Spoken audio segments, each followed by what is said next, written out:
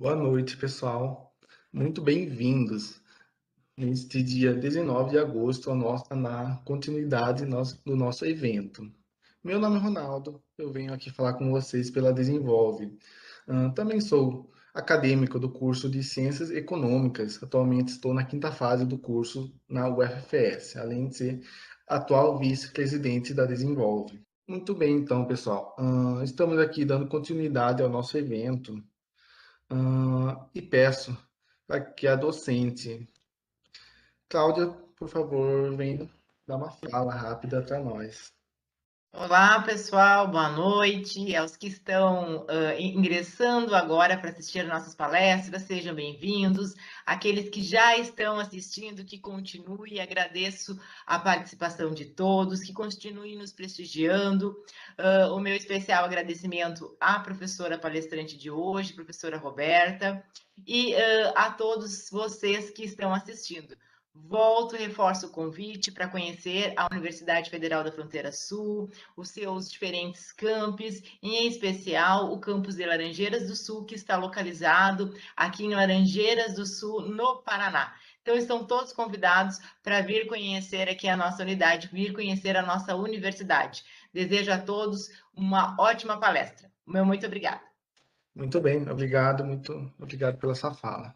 Bom, pessoal, é de suma importância ressaltar nesse momento que para ganho de certificação no decorrer do evento, o assistente preencher conforme que vai estar sendo divulgado no decorrer do evento. Bom, só vai receber o certificado quem tiver 75, tiver participado de 75% do evento. Muito bem, então, povo. Dando continuidade, eu vou estar solicitando a docente da Universidade de Pelotas, formada no curso de agronomia, para estar vindo falar conosco e está tocando essa pauta tão aguardada por todos nesse momento. Muito obrigado e se sinta totalmente bem-vinda e se sinta em casa nesse momento. Ok, obrigada. Obrigada. Eu vou começar compartilhando a minha tela e já nesse tempo vou aproveitar o tempo para agradecer a professora Cláudia por ter me convidado a participar desse evento. É sempre com muita satisfação que eu participo de eventos para divulgar o nosso trabalho lá na universidade. Eu sou professora da Universidade Federal de Pelotas, né? Sou professora da Faculdade de Agronomia, do Departamento de Fitotecnia. E na universidade eu trabalho num programa de pós-graduação denominado Sistemas de Produção Agrícola Familiar. Então já indica que eu trabalho com tecnologia de baixo custo direcionada para agricultores familiares. E dentro do tema que a professora Cláudia me propôs, que eram novas formas de cultivo do morangueiro, eu conversando com a professora Cláudia, nós decidimos que eu enfocasse especificamente o sistema de produção que é o mais recente no cultivo do morangueiro em substrato, né? Que é o cultivo do morangueiro em calhas com substrato e recirculação da solução nutritiva.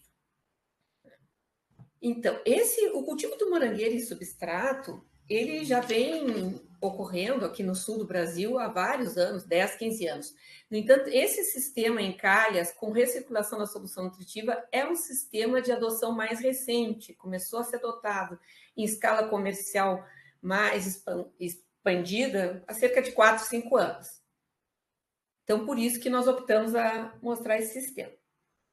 Mas, no entanto, o cultivo em substrato, ele já ocorre nas diferentes regiões produtoras de morango de todo o sul do Brasil, há mais de 15 anos, como eu comentei. E nós podemos encontrar desde agricultores com áreas bastante pequenas, com 2.000, 4.000 plantas, até empresas familiares com 500.000 plantas aqui no Rio Grande do Sul. Com 500.000 plantas, 200 abrigos, que ocupam uma área em torno de 5 hectares. Então, esse cultivo se expandiu muito. E ele tem evoluído bastante nos últimos anos no que se refere à formulação de substrato, manejo da nutrição, adaptação de cultivares. E uma característica que é muito importante nesses sistemas que 10 entre 10 produtores que a gente pergunte por que passou a adotar o sistema de cultivo em substrato, eles vão responder pela otimização da mão de obra. E isso é uma realidade que tem impulsionado a aumentar a área com o morangueiro, que estava diminuindo e a partir da ascensão desses sistemas em substrato, ela começou a aumentar, porque a capacidade de trabalho aumenta em 100%. Um trabalhador no cultivo no solo consegue tomar conta de 7 a 8 mil plantas. No cultivo em substrato, em bancadas, ele passa a tomar conta de 15 mil plantas aproximadamente. Isso é uma vantagem muito grande desses sistemas em geral.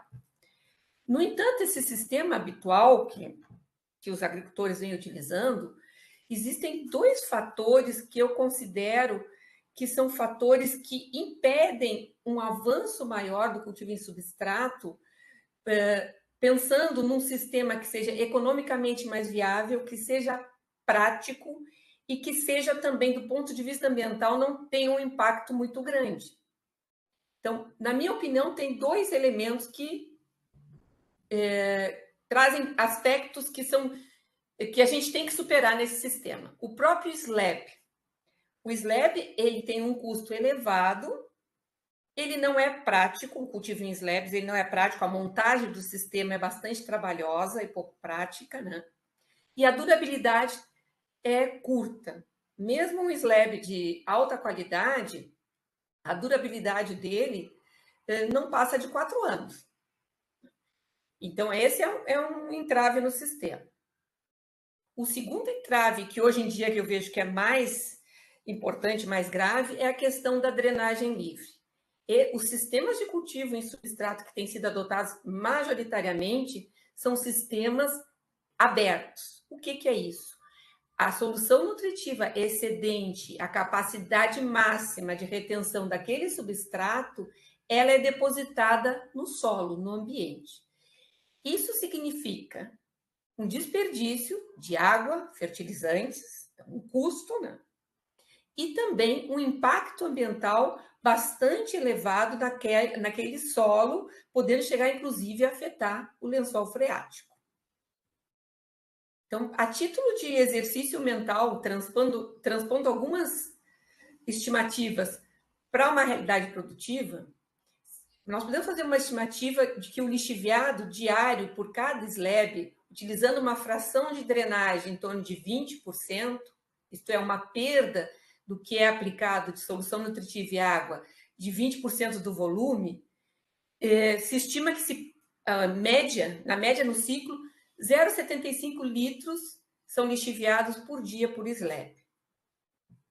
Considerando um abrigo de 250 metros quadrados, que é um abrigo padrão que se utiliza aqui na maioria das regiões produtoras aqui do sul do Brasil, que comporta 400 slabs, 2.000 a 2.800 plantas, esse lixiviado alcança diariamente para esse único abrigo 300 litros descartados por dia, o que representa nessa pequena área 110 metros cúbicos por ano.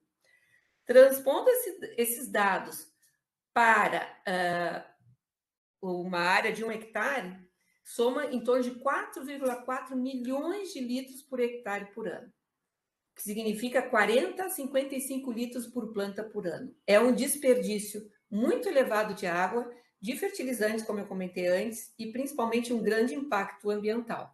E podemos imaginar que eu fiz a conta aqui inicialmente para um abrigo. A maioria dos produtores tem 2, 3 abrigos, e como eu comentei, tem alguns que têm 200 abrigos numa mesma propriedade, que não são a maioria, mas existe isso, né? Uma outra questão que é importante a gente levantar, e que depois, quando eu fizer o paralelo com o sistema que realmente eu vou esmiuçar aqui, que é o sistema de calhas, é o substrato. Para exatamente evitar que esse desperdício de água e fertilizantes, que esse lixiviado seja mais volumoso, o substrato no sistema de slab, ele tem que ter uma alta capacidade de retenção de água.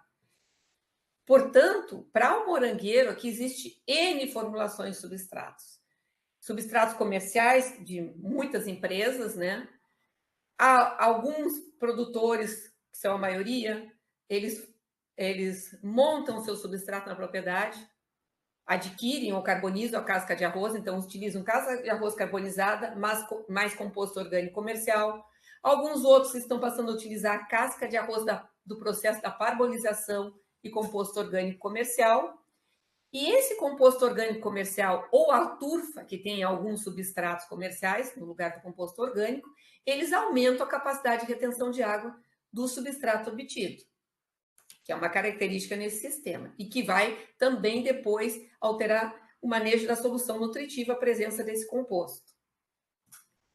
Então, em relação à questão do SLAB, os agricultores já vêm resolvendo esse problema de alguns anos para cá, começaram a adotar o cultivo em calhas.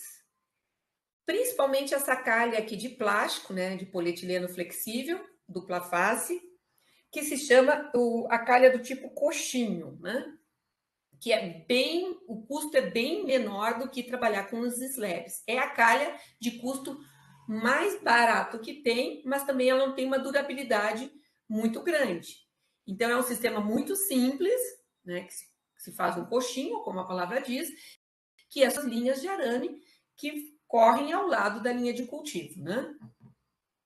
Existem várias outras calhas no mercado. Tem as calhas de plásticos rígidos como PVC, polipropileno, polietileno rígido, que são calhas que têm uma durabilidade bem mais longa, no entanto, tem um custo mais elevado, né? As calhas de isopor, que aqui no sul do Brasil não são comuns, mas em Minas Gerais, esse é um material que já é patenteado, né?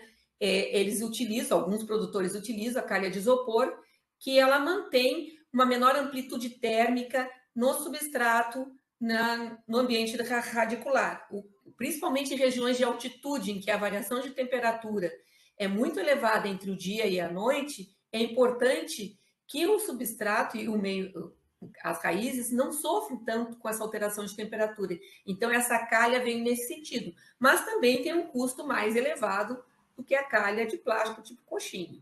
Mas tem a durabilidade dela ainda não foi definida, né? Porque mesmo os primeiros produtores que começaram a trabalhar com essa calha, que deve fazer, eu acredito, cerca de 8 anos, ainda estão usando as mesmas calhas, né? Tem entrado no mercado nos últimos anos também as calhas ditas ecológicas, que são calhas feitas de material reciclável, né, dessas embalagens Tetra Pak, né, de alumínio e plástico, né? Essas calhas, acredita-se também que tem uma longa vida útil, né, pelo material que elas são feitas, né? E também, que é bastante comum aqui na região que eu trabalho, no sul do Rio Grande do Sul, as calhas de madeira. Essas calhas também elas têm um custo inferior ao custo das calhas de plástico rígido, né, ou das calhas de isopor, mas elas têm uma durabilidade semelhante a estas calhas, né? São estruturas bastante resistentes, né? Mas tem um custo mais elevado do que a calha com plástico dupla face do tipo coxinho. Mas tem a grande vantagem da resistência e da durabilidade. Essas calhas de madeira, elas têm que ser revestidas internamente com plástico, né, para impermeabilizar, logo se coloca o substrato e a mangueira da fertirrigação. Então, o problema da praticidade foi resolvido pelo uso da calha, que é muito mais fácil de montar, de colocar o substrato. Quando tiver que ser substituído o substrato, é muito mais fácil de substituir também. No entanto, os produtores continuam trabalhando com drenagem livre, em sistema aberto. Todas as calhas, são perfuradas na face inferior, exatamente para liberar ao ambiente o excesso de solução nutritiva ou de água. Então, o problema do impacto ambiental e do desperdício de água e fertilizantes continua mesmo com o uso de calhas. Então, nesse sentido, tentando resolver parcialmente esse problema de impacto ambiental, já desde 2013, aqui no sul do Rio Grande do Sul, nós viemos trabalhando com um sistema que a gente chama fechado, ou com recirculação da solução nutritiva. Para isso, as calhas, aqui é o exemplo, o primeiro sistema que foi desenvolvido nesses moldes, foi com calhas de madeira. As calhas têm que ter uma declividade de 4%, logicamente não são perfuradas na base. No ponto de cota mais baixa do sistema, o drenado é coletado por uma rede de canos, é reconduzido à caixa de armazenamento da solução nutritiva. Então, esse sistema começou com esse senhor que aparece na foto, que é o seu Alvacir Neuschran, que está localizado no município vizinho aqui de Pelotas, chamado Turuçu. Ele foi um projeto que foi desenvolvido em conjunto, em parceria, entre a Emater, o produtor, logicamente, a Emater de Turuçu, a Universidade Federal de Pelotas e a Embrapa Clima Temperado. Então, o produtor procurou a extensão rural, que nos procurou para a gente trabalhar em conjunto. E foi um trabalho que deu bastante certo, bastante resultados, porque esse senhor, ele era uma referência aqui na região. Infelizmente, ele faleceu agora em abril, em decorrência da Covid-19. É uma perda muito grande para nós aqui, foi a perda desse senhor, que era uma referência como agricultor nesse sistema, né? Então, ele construiu as suas próprias calhas de madeira e obteve muito sucesso do ponto de vista produtivo e de economia de águas e fertilizantes, né? A partir do que o seu Alvacir desenvolveu, o produtor começa a utilizar a sua criatividade e a necessidade de reduzir custos para buscar materiais alternativos. Então, aqui na nossa região, agora, muitos produtores, com o auxílio do pessoal da Emater, eles estão utilizando em substituição à madeira para fazer as calhas, um material que é um tecido de poliéster, que é utilizado, a finalidade dele primária é para fazer rebobinagem de motores industriais. Os agricultores descobriram esse material e estão utilizando ele para fazer calhas que são bastante resistentes, são rígidas e bastante resistentes, o que diminuiu o custo em relação às calhas de madeira. Então, a maioria que está trabalhando em sistema de calhas aqui, e quem trabalha em sistema de calhas aqui na minha região trabalha com sistema fechado, utiliza esse material para fazer as calhas atualmente. Alguns poucos trabalham com a calha de madeira.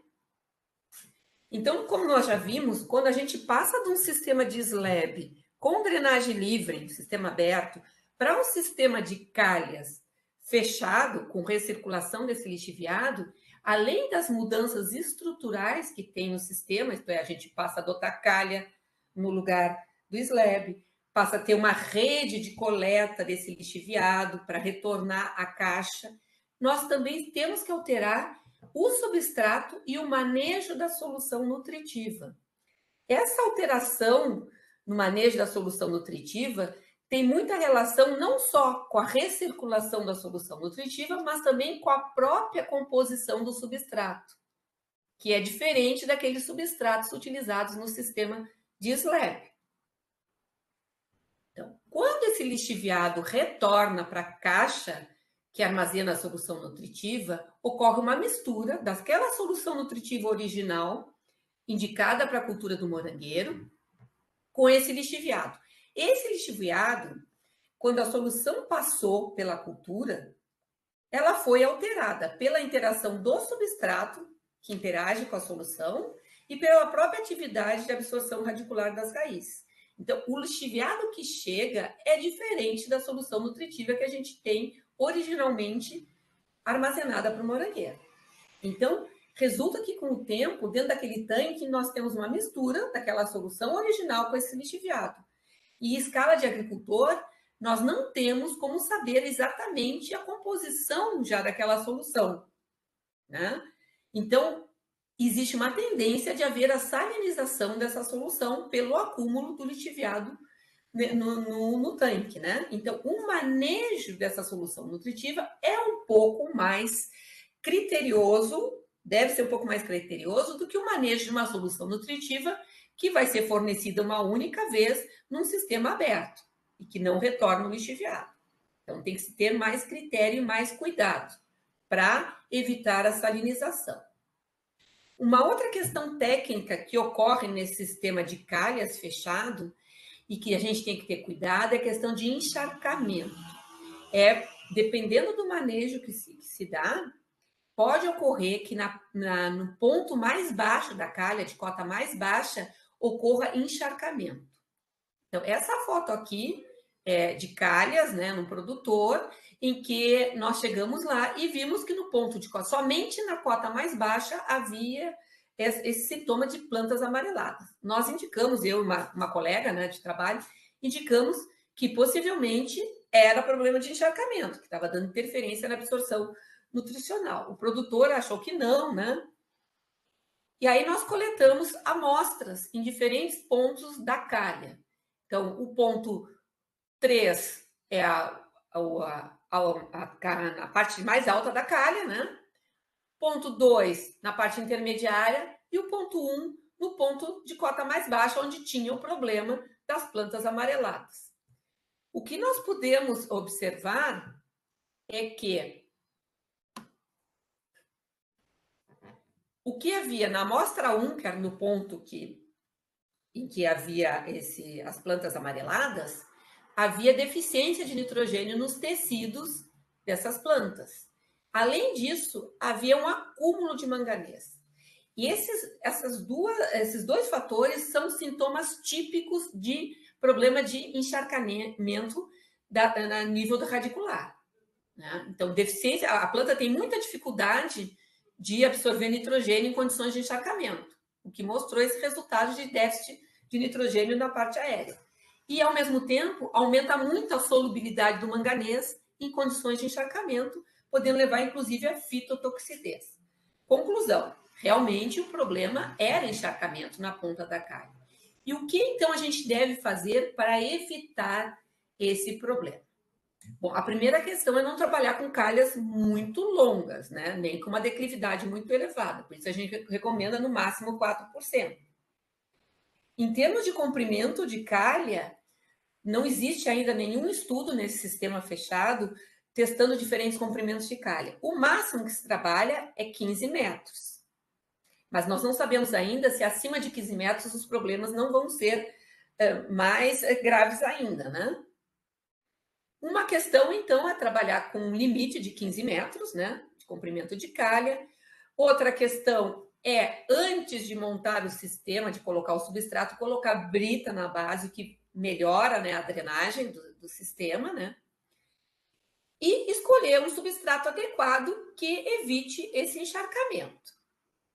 Então, o substrato em sistema fechado, ele é diferente do que se utiliza no sistema de slab. Ele tem que ser um substrato com duas características principais, buscando evitar a salinização por um lado e evitar o encharcamento por outro. Então, o substrato para evitar a salinização, ele tem que ser um substrato com baixa CTC. E para evitar o encharcamento, tem que ser um substrato com baixa capacidade de retenção de água. Então, e além disso, é muito importante aliar que o material seja de baixo custo. De nada serve eu ter um substrato que tem uma baixíssima CTC, por exemplo, como areia, que tem uma areia grossa, que tem uma baixa capacidade de retenção de água, mas essa areia eu vou ter que buscar num rio, em algum outro lugar, que tem o seu custo também, que é elevado, e tem o seu impacto ambiental para retirar a areia. Além do que ela é muito pesada. Então, são todos entraves. Então, tem que ser um substrato de baixo custo e fácil de trabalhar e que não cause grande impacto ambiental a sua obtenção e logo depois o seu reaproveitamento. Então, por isso que a gente trabalhou desde o início com esse agricultor precursor, o seu Alvacir Nocher, foi 100% de casca de arroz carbonizada. Isto é, não se trabalhou em escala comercial com composto orgânico ou mistura com turfa nesse sistema, aqui na nossa região. Então, a casca de arroz carbonizada, sozinha, compondo o substrato, apresenta uma baixa CTC, o que é indicado para evitar a salinização, e tem uma baixa capacidade de retenção de água, que é em torno de 30% a 50%. E tem um pH elevado. Isso vai interferir bastante no manejo da solução nutritiva, esse pH de 7,5 a 8. Então, esta baixa capacidade de retenção de água vai nos exigir uma alta frequência de fornecimento de solução nutritiva para a cultura, que normalmente no sistema fechado não se faz intercalada como no sistema de slab, que no slab a gente fornece alguns turnos de solução nutritiva seguindo, dependendo da condição do dia, do desenvolvimento da planta, se faz alguns turnos com solução nutritiva pela manhã e logo se faz turnos somente com água para lavar o substrato à tarde. No sistema fechado, é muito difícil fazer esse manejo com água, é incoerente, né? Porque depois a gente vai misturar, além do lixiviado, água no tanque, fica bastante difícil, né? E complicado para o agricultor. Então, se trabalha somente com solução nutritiva. Todos os turnos de irrigação, todos os pulsos são feitos com solução nutritiva. E pela baixa capacidade de retenção de água da casca de arroz carbonizada, chega a se irrigar 8, dependendo no verão, até 10, 12 vezes por dia. Em termos de desperdício de água e fertilizantes, não ocorre, porque o lixiviado é reconduzido para o sistema, né? É reutilizado. Outra questão importante quando a gente passa a adotar esse sistema com a casca de arroz carbonizada somente como substrato, é que a camada de substrato não precisa ser muito elevada.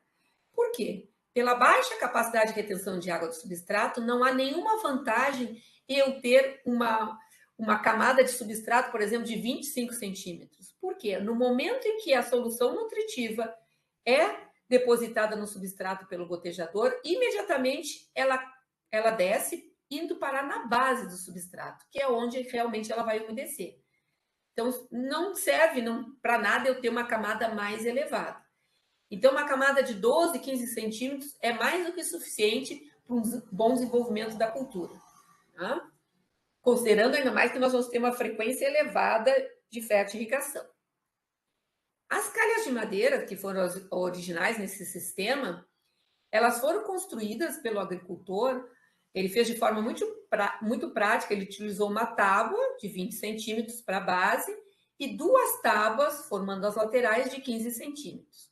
O que resultou quando ele pregou aqui as tábuas laterais, numa altura de substrato em torno de 12, 13 centímetros de substrato. Então, ele fez a calha de uma maneira muito prática. Ele mesmo construiu, só comprou a madeira. O outro problema que a gente tem que enfrentar, além da questão do encharcamento, é a questão da salinização. Como a gente evitar manejar o sistema para evitar que com esse lixiviado ocorra problemas de salinização para as plantas? Então, primeiro, o controle da condutividade elétrica desse drenado tem que ser mais frequente do que se faz no sistema aberto.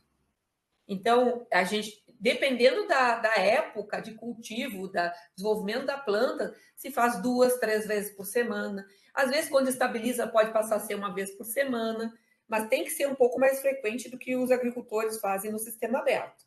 Tem uma vantagem nesse sistema: a coleta do material para fazer análise da condutividade elétrica e do pH é bem simples.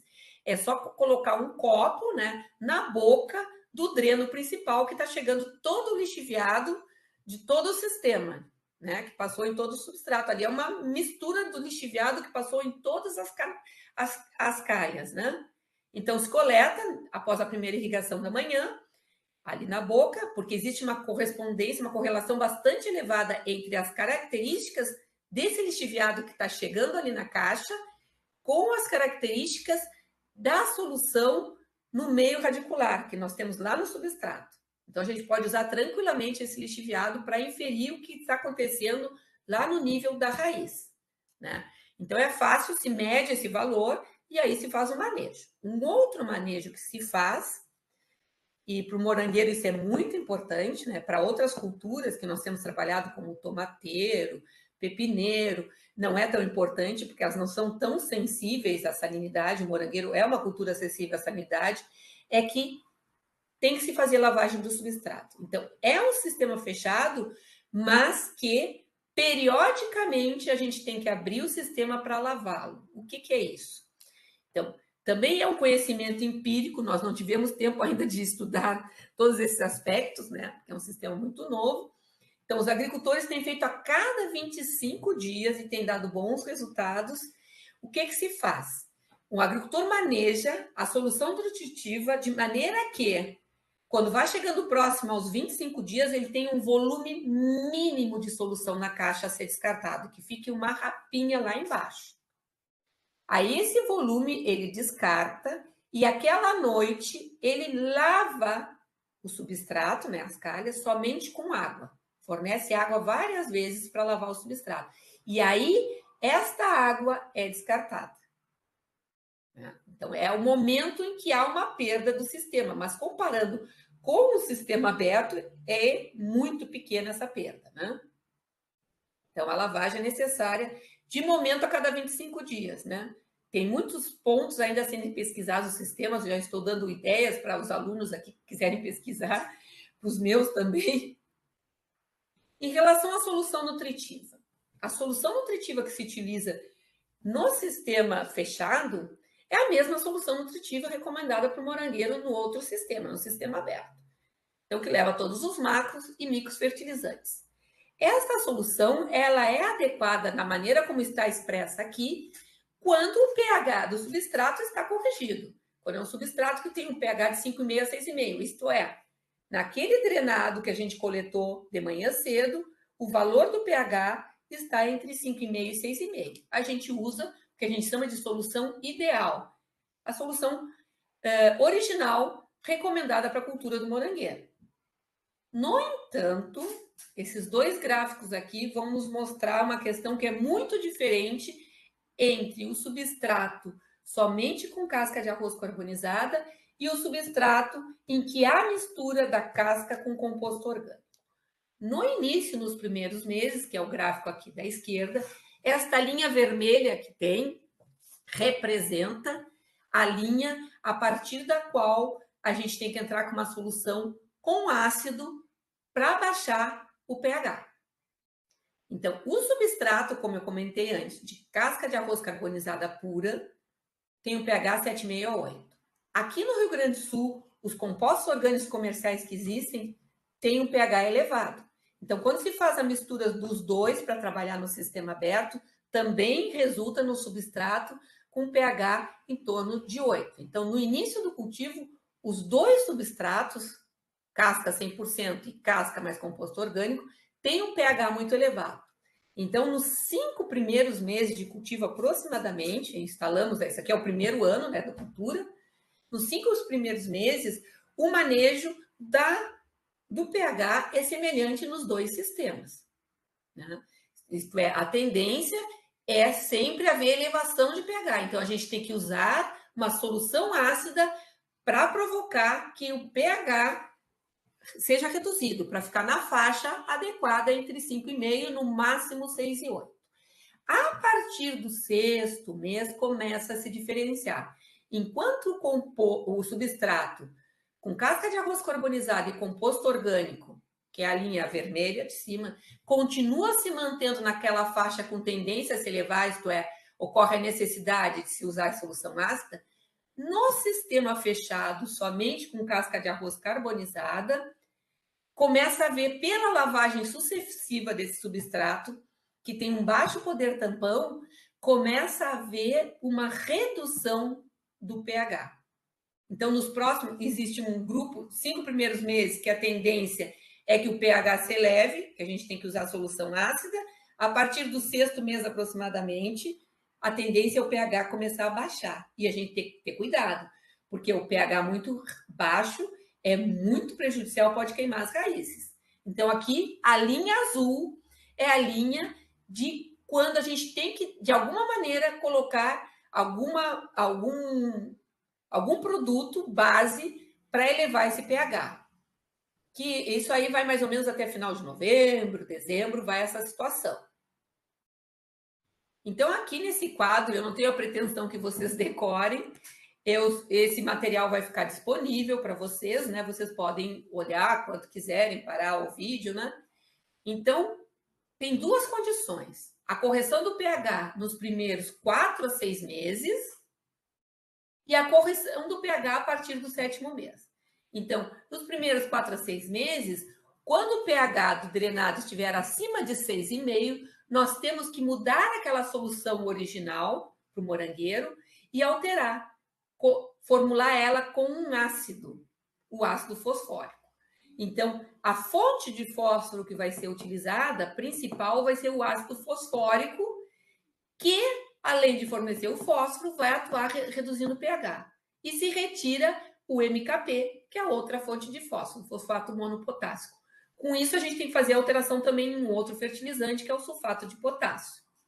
Então, se entra no sistema com uma solução extremamente ácida, em torno de 3,5, 4. Quando a solução entra em contato com aquele substrato que tem um pH em torno de 8, essa interação substrato-raiz vai resultar num pH na solução do substrato em torno de 5,5, 6, que é o que se quer. Mas só que esse manejo é muito semelhante ao que se faz no sistema aberto, que utiliza substratos com composto orgânico, a base de cascata de arroz e composto orgânico. No sistema aberto também se utilizam substratos comerciais que são corrigidos. Aí, quando ele é corrigido o pH já de início, não se usa a solução ácida, se usa sempre a solução original.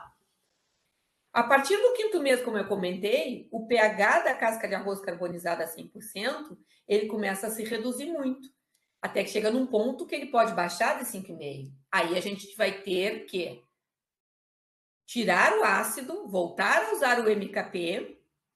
Então, volta o MKP na solução, se retira o MAP, que é o fosfato monoamônio, porque este fertilizante, a absorção dele, leva a uma tendência de acidificação do meio. Então, para evitar essa maior acidificação, se retira o MAP, se aumenta o MKP e, frequentemente, tem que se usar um produto básico. Então, se a gente fizer um cálculo dos íons nutrientes nas duas soluções, vão ser muito semelhantes. Por exemplo, quanto que tem de nitrogênio, quanto que tem de magnésio, potássio, de fósforo. Haverá algumas diferenças, mas vão ser muito próximos os valores. O que difere são os produtos que a gente está usando para manejar o pH. Então, quais são as bases que a gente tem que usar a partir do 6º mês? Pode-se usar bicarbonato de potássio, hidróxido de potássio, carbonato de sódio, que é a barrilha leve, que a gente tem que ter muito cuidado para usar, porque é o mesmo que se utiliza para controlar, mas ele tem sódio. E como é um sistema fechado, esse sódio vai ficar circulando no sistema. Então, se optasse por usar o carbonato de sódio, que é bem mais barato que o hidróxido de potássio e o bicarbonato de potássio, a gente vai ter que aumentar aquela frequência de lavagem e vai perder mais lixiviado. E alguns agricultores têm utilizado calcário, mesmo com a baixa solubilidade do calcário, o que exige o uso de altas doses. E como é que o agricultor faz para usar esse calcário? Ele não mistura lá na caixa de solução nutritiva. O que os agricultores têm feito, aqui está o ponto de coleta, né, do dreno, de todas as calhas, né? Esse agricultor, ele colocou na base da calha o calcário, uma quantidade grande de calcário, né, para poder reagir. Então, a solução lixiviada, isto é, de drenada pelas calhas, quando ela passa por esse dreno que tem calcário, ela reage com o calcário e chega na caixa de depósito da solução nutritiva já corrigida. É uma maneira mais barata, mas não é tão prática. E também muito calcário não acaba que esse calcário com o tempo ele é pouco proveitoso porque muito fica na calha sem ser utilizado, mas é uma maneira barata e prática de se regular o pH quando o pH está com tendência a ficar muito baixo.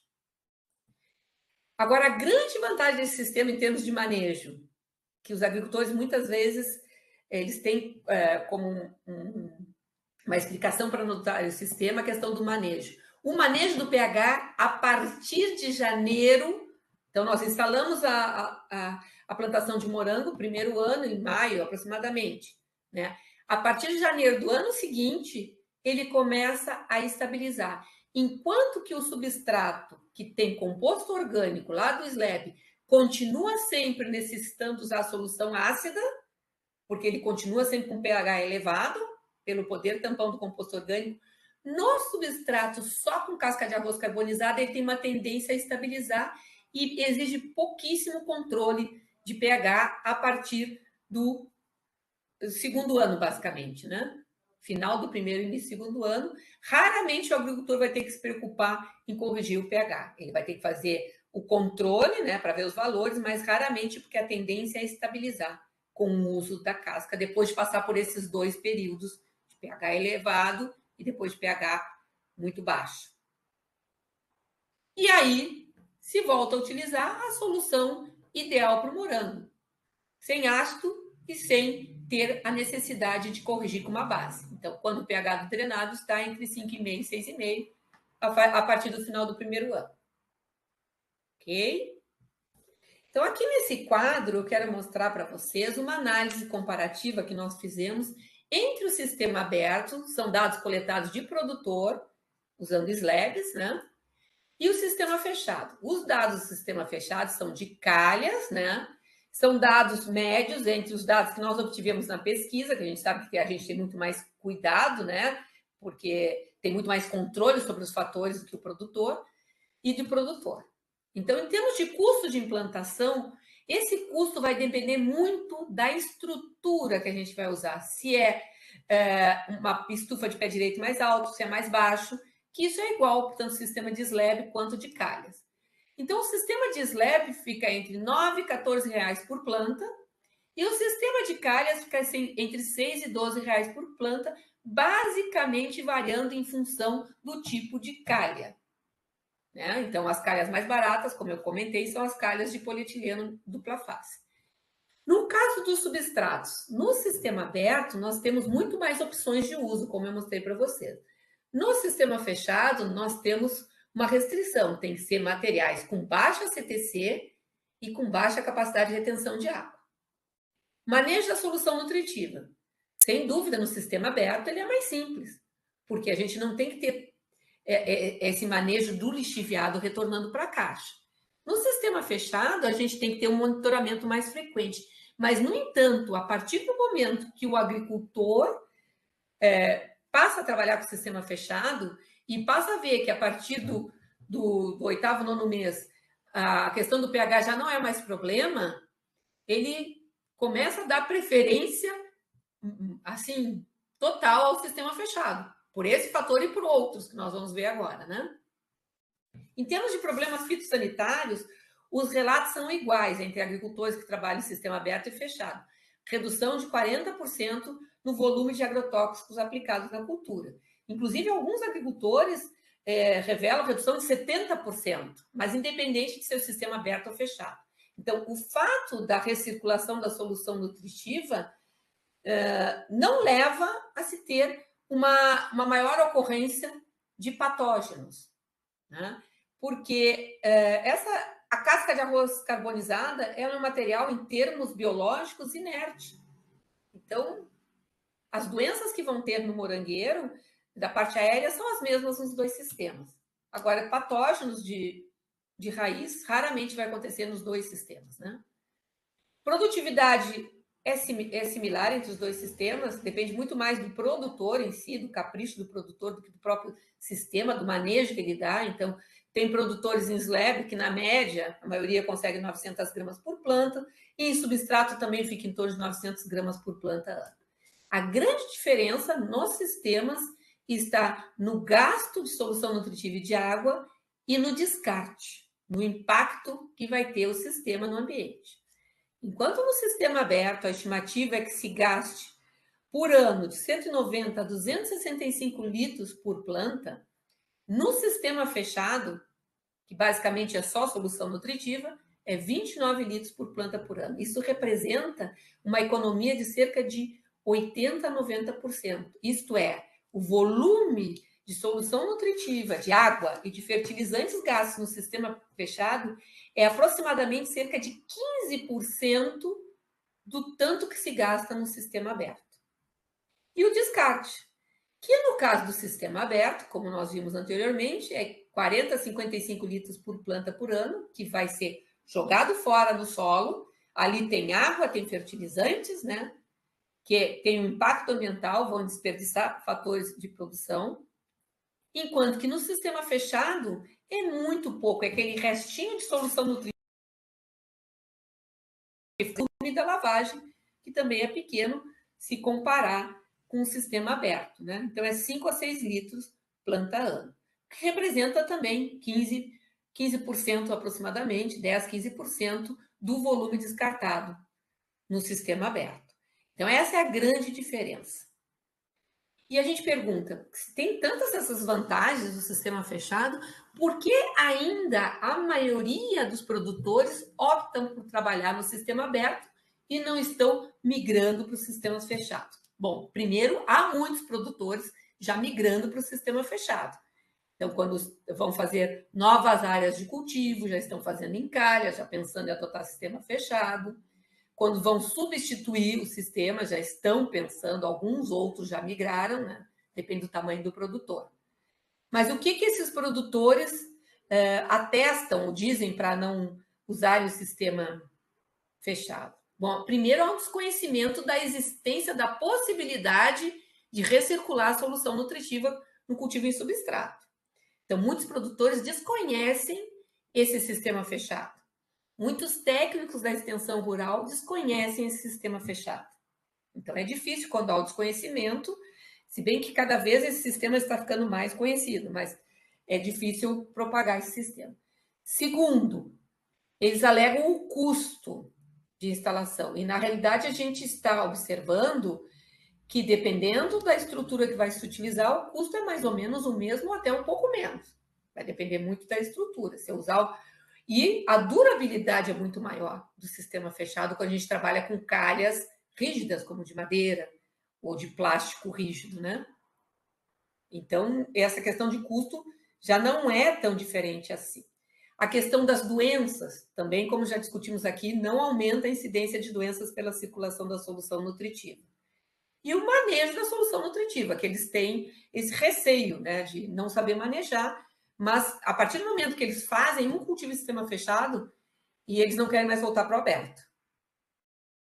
Então, aqui é um exemplo típico. Esse aqui é um produtor no interior de Pelotas.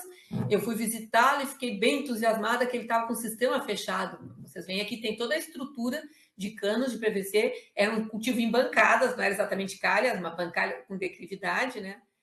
E na ponta dessas bancadas, ele tinha esse sistema de coleta. Só que, para minha decepção, quando eu olhei do lado de fora da estufa, ele estava descartando o lixiviado, não estava retornando para a caixa, estava descartando ali no campo do lado. E aí eu perguntei por quê. Ele disse, eu não sei manejar a solução nutritiva. Né? Então, aí é uma questão também do pessoal da extensão rural, que aqui o pessoal é muito bom nessa área, também dá estímulo para o produtor passar para o sistema fechado. E eu também fiquei muito contente, porque há 2 anos atrás, quando eu estive visitando a região de Caxias do Sul, que é o município onde a gente encontra as maiores áreas produtoras de morangos, isto é, uma área extensiva, que é um único produtor que tem 200 abrigos, né? Esse produtor, em algumas áreas novas que ele estava substituindo o slab, já estava substituindo pela calha. Né? Ainda não tinha fechado o sistema, mas ele estava pensando em fechar o sistema. Então, isso já nos estimula a seguir trabalhando para melhorar esse sistema. Né? E outra questão também que já está surgindo no mercado que, por exemplo, há cerca de 10 anos atrás, as pessoas nem sabiam que era o sistema fechado com recirculação da solução nutritiva em substrato. As empresas não conheciam.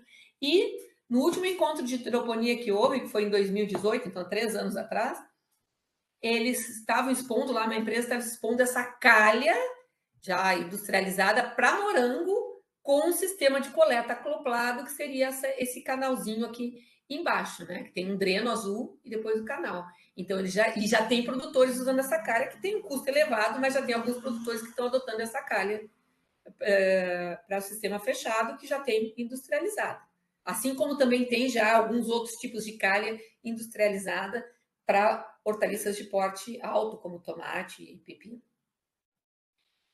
Então, gente, nós, enquanto produtores, quanto alunos de agronomia, que vão ser agrônomos, né, nós temos que estar preocupados em impulsionar sistemas de produção que otimizem os fatores de produção, principalmente água e fertilizantes. Nós estamos vivendo agora um período, né, de seca, né, e nós vemos que cada vez a água vai ser um bem mais escasso. Então, não se pode desperdiçar tanta água. Nós não queremos ver isso aqui no campo, essas fotos que nós estamos vendo aqui. Nós também temos que incentivar ao uso, adoção de substratos facilmente recicláveis e reutilizáveis, como é o caso da casca de arroz carbonizada. Evitar esse descarte sem critério nenhum, né, na natureza, né? E se a gente pensar, a ONU, por exemplo, o foco da ONU hoje em dia para trabalhar as políticas públicas para a economia de água é a agricultura. Aqui no Brasil é um exemplo isso. De todo o consumo de água que há no Brasil, entre o consumo doméstico, industrial, a criação animal e a agricultura, 70% do volume consumido de água no Brasil é pela agricultura. E do total consumido pela agricultura, cerca de 60% é perdido na forma de evapotranspiração, que é um fenômeno normal que ocorre, e também por outras formas de perda, né? Escorrimento superficial, perda por lençol freático, né? Então, são aspectos que a gente tem que estar atento. E, felizmente, nos últimos anos, parece que os produtores começaram a se atentar para isso, né? Que é importante a gente diminuir o impacto ambiental dos sistemas de produção. A agricultura é uma atividade econômica que tem impacto ambiental e sempre vai ter, mas a gente tem que tentar trabalhar com sistemas que tenham o mínimo impacto possível para que a gente tenha futuro até na agricultura, né? Então, gente, espero que vocês tenham gostado. Se tiverem alguma dúvida e quiserem entrar em contato comigo, a professora Cláudia tem o meu contato direto e também aqui vocês têm o meu e-mail lá da universidade. Tá bem? Muito obrigada. Até a próxima.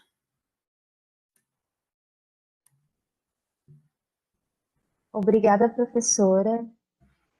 Agradecemos a ilustríssima Roberta, a professora Roberta, pela palestra, né, pela apresentação e pelo compartilhamento do conhecimento e experiência que ela tem nessa área. E nós temos aqui, coletamos algumas perguntas.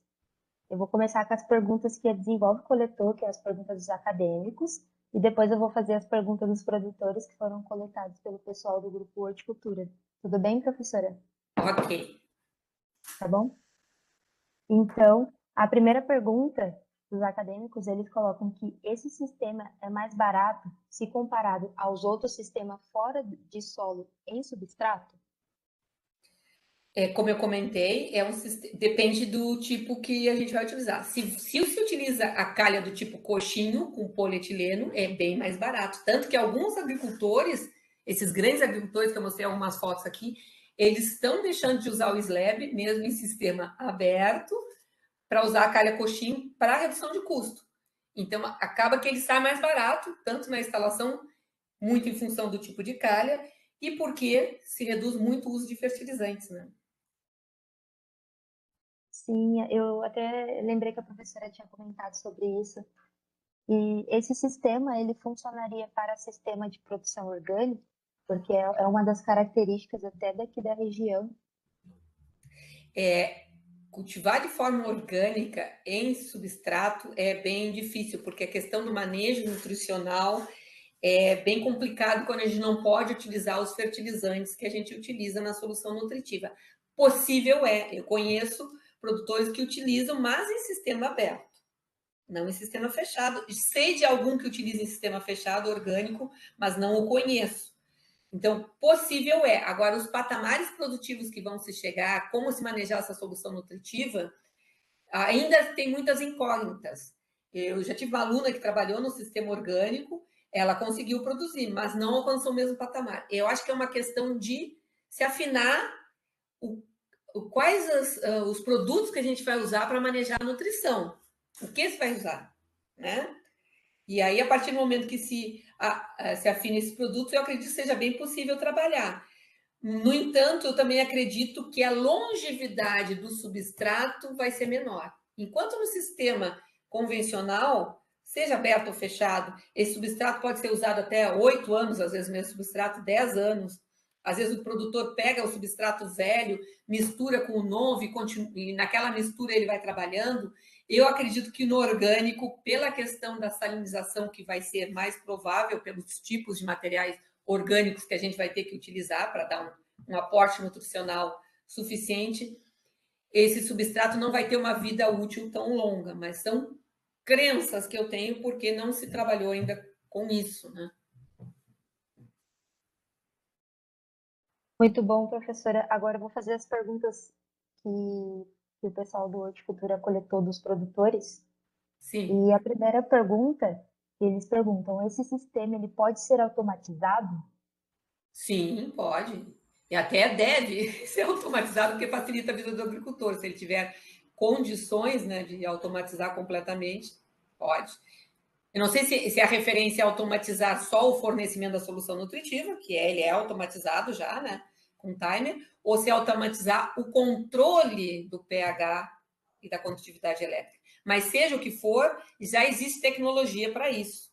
Só que essa tecnologia para automatizar o controle do pH e da condutividade elétrica, independente se é o sistema aberto ou fechado, é uma tecnologia que tem aí um custo bastante elevado para pequenos agricultores.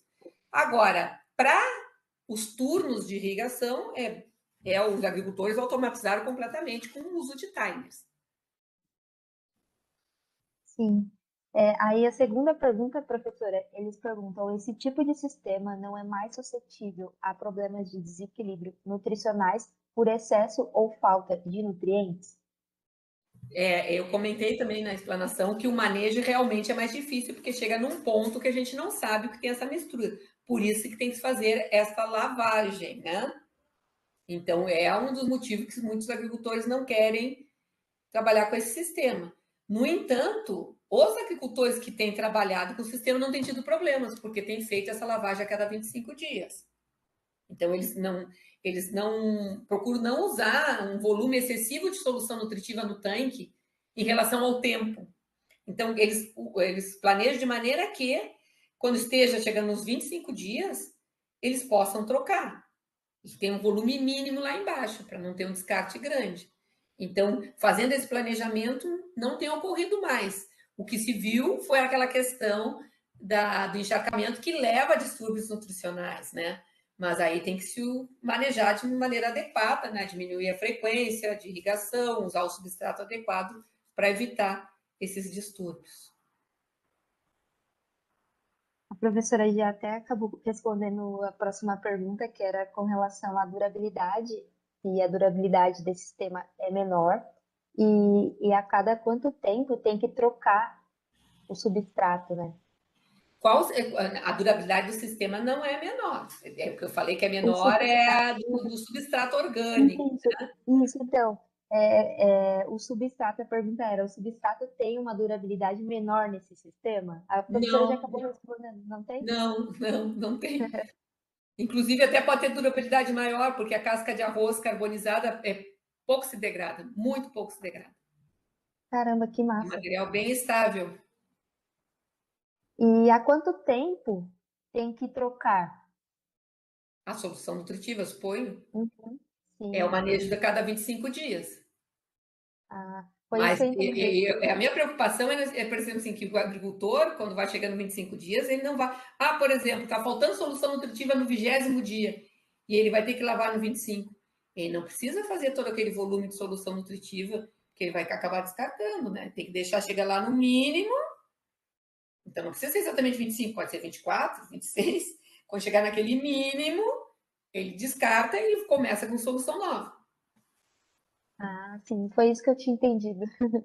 Então, a última pergunta, professora, para a gente fechar. Nesse sistema, a troca de mudas precisa ser anual?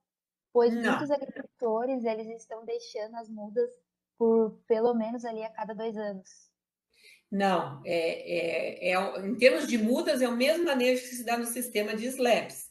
Inclusive, pelo fato de usar a casca de arroz carbonizada 100%, que a ocorrência de patógenos em escala de raiz é raríssima, né?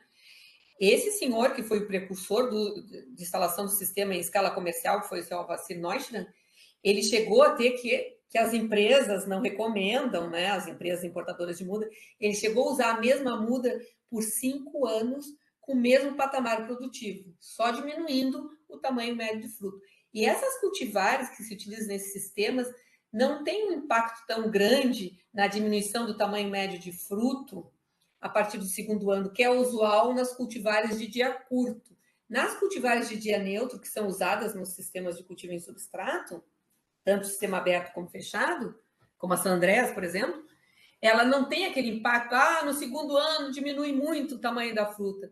Mantém mais ou menos o mesmo padrão, às vezes diminui um pouquinho, mas vale a pena porque não tem o custo com a muda. E como eu comentei, esse senhor, ele chegou, uma parte da área dele, ele chegou a trabalhar com San Andrés com 4, 5 anos a mesma muda, que não é recomendável, mas ele trabalhava. Mas era um agricultor extremamente caprichoso, né? Obrigada, professora, por responder todas as perguntas. Até eu que não sou da área entendi muito bem. Então, Tá bem, muito... que bom.